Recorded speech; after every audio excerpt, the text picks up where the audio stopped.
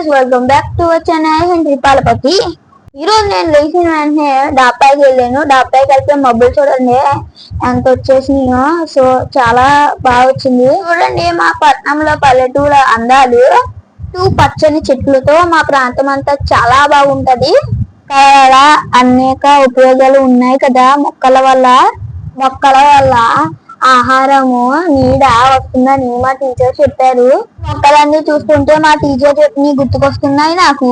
కానీ ఇలాంటి చెట్లు ఎక్కువ పల్లెటూరులోనే ఉంటాయని మా నాన్నమ్మ చెప్పింది.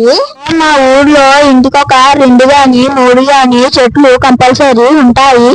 చూడండి మా ఇంటి ఎదురుగా ఎన్ని మొక్కలు ఉన్నాయో. మా ఇంటి ఎదురుగా పెద్ద వేప చెట్టు ఉన్నది. ఆ వేప చెట్టు నుండి వచ్చే గాలి పీల్చడం వల్ల ఎంతో ఉపయోగాలని మా టీచర్ చెప్పారు.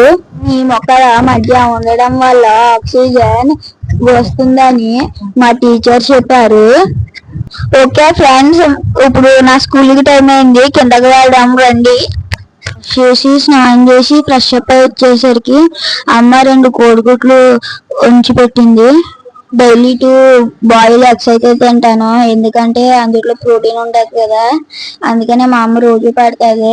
నేను ప్రోటీన్ లడ్డు అయితే తింటాను. దీనికి ముందు వీడియో మీకు చెప్పాను కదా మా అమ్మ ఎలా తయారు చేసిందో. ఎవరైనా చూడకపోతే చూసేయండి. తర్వాత అయితే నాకు బూస్ట్ ఇస్తుంది, నేను తాగేస్తాను. అన్నికైతే కాంప్లైన్ ఇస్తుంది. టిఫిన్ చేసాను, పాలు తాగేసాను. ఈ రోజు ఏమేమి బుక్స్ పెట్టుకోవాలా అవన్నీ పెట్టుకుంటాను. అలాగే నా వాటర్ బాటిల్ కూడా నేనే నింపుకుంటాను. అమ్మ ఏం చేయదు. తర్వాత నేనే బ్యాగ్ లో పెట్టుకుంటాను వాటర్ బాటిల్.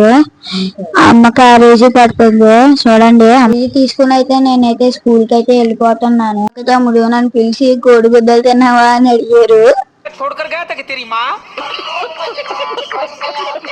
మా డాడీ కింద వెయిట్ చేస్తూ ఉంటారు, ఎందుకంటే మా డాడీ నన్ను స్కూల్ కి తీసుకెళ్ళాలి కదా.